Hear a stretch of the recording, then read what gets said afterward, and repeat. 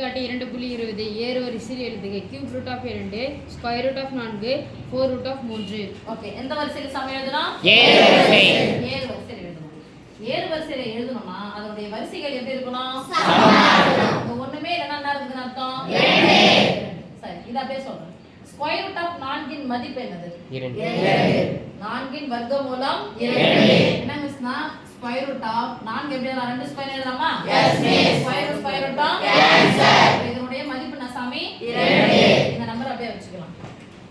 இதெல்லாம் இருக்குது பெருசு. இது எல்லாமே வேற நம்பர். வேற விகிதமுறை. சரியாமா? இப்போ இது ரெண்டுத்தையும் பார்க்கறோம். இத கம்பேர் பண்றோம். இதனுடைய வரிசை 3, இதனுடைய வரிசை 4. அப்போ இத எதால பெருக்கணும்? 4 ஆல பெருக்கணும். இந்த வரிசையை 4 ஆல பெருக்கினா அடுக்கு 4. வரிசையை 3 ஆல பெருக்கினா அடுக்கு 3. போடுங்களாமா? Yes miss. வரிசையை 4 ஆல பெருக்குறேன். அடுக்கு 4.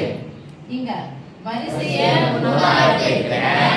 அடுக்கு 3. அடுக்கு 3. இங்க பாருங்க 3 12. 2 எத்தனை முறை போட்டு பெருக்கணும்? 4. 2 4 4 8 16. இங்க 4 3 12. இங்க 3 முறை போட்டு பெற 3 3 9 22. இப்போ இதுல யார் சிறியவங்க?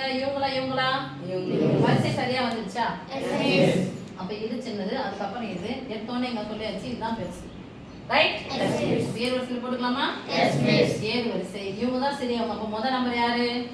Cube root of 8. ரெண்டாவதுங்க யாரு? மூணாவது நம்பர். கடைசி மூணாவது நம்பர் யாரு இருக்காங்க? 4.